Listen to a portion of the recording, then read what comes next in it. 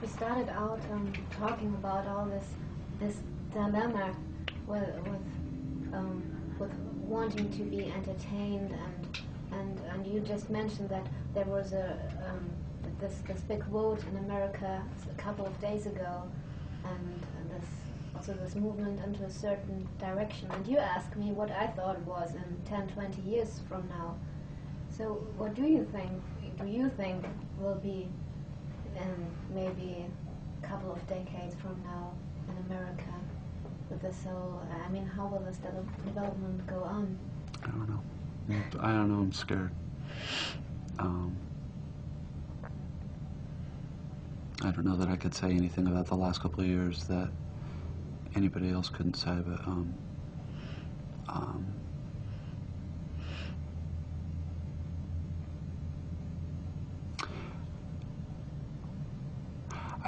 when I was young, or younger, I used to.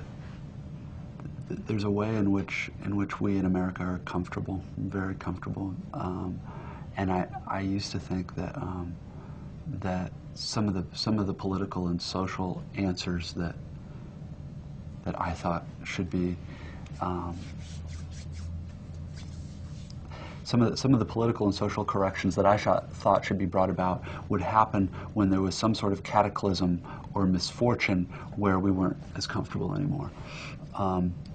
The fact that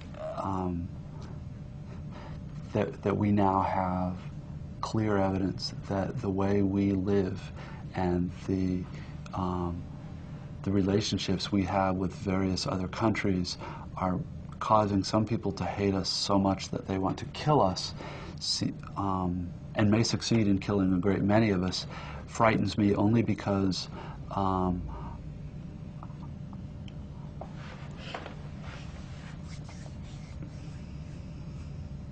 well, when I was growing up, one of the mythological periods for us growing up is the Great Depression, Weimar era, where the story goes, everyone pulled together. There were hard times and no one had enough, but everyone pulled together and everybody.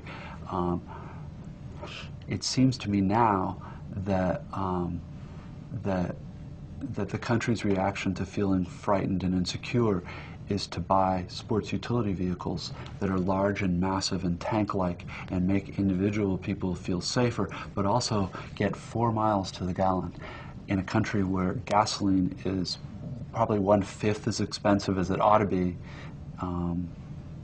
There's a sanity in Europe about gasoline prices and fuel consumption that there isn't here yet, and yet are voting for people who are deciding to go over and very possibly kill hundreds of thousands of civilians in order to kill a few enemies, and none of which is important. But the fact that no one here is talking about the connection between how we live and what we drive, and the things that are happening, the speed with which it's become those bad people, those bad fanatics, they're evil. What they really hate is our freedom and our way of life, which is just hard to swallow, right? Like, who hates freedom? Yeah. People hate people, not freedom.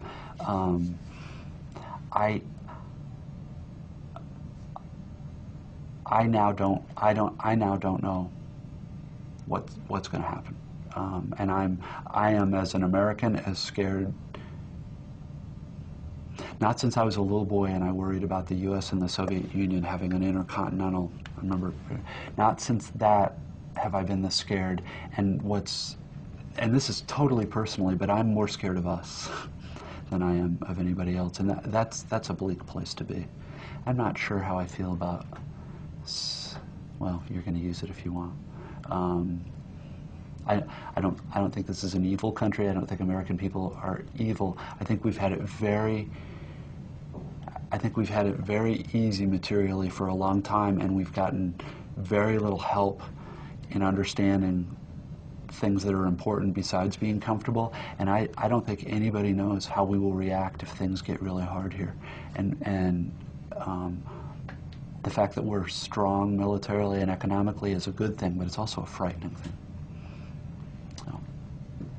to some of us as Americans. So and what kind of, yeah, which is already almost... now I probably will, well, luckily, yeah, not a lot of Americans will see this in Germany. So what, I mean, are there any means of rebellion? Sure.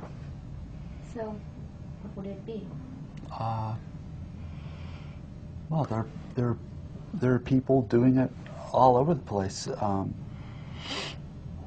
I don't know about people rappelling down buildings and getting tear gassed and stuff. The people I know who are rebelling meaningfully, you know, don't buy a lot of stuff, and don't get their view of the world from television, and are willing to spend 4 or 5 hours researching an election rather than going by commercials. And the thing about it is that in America we think of rebellion as this very sexy thing, and that it involves, you know, action and force and it's good. And my guess is the forms of rebellion that will end up changing anything meaningfully here will be very quiet and very individual, and probably not all that interesting to look at from the outside. I'm now hoping for less interesting rather than more interesting. Violence is interesting, and horrible corruption and scandals and rattling sabers and talking about war and demonizing 1 billion people of a different faith in the world. Those are all interesting. Sitting in a chair and really thinking about what this means, and why the fact that what I drive might have something to do with how people in other parts of the world feel about me isn't interesting to anybody else. That was very close to the truth, but I don't think it's going to make much sense. And plus, yeah, it's a little. I mean, I'm a writer. I'm not a, you know, I'm not a politician or a political thinker or whatever. Just a scared little American. So, living in California.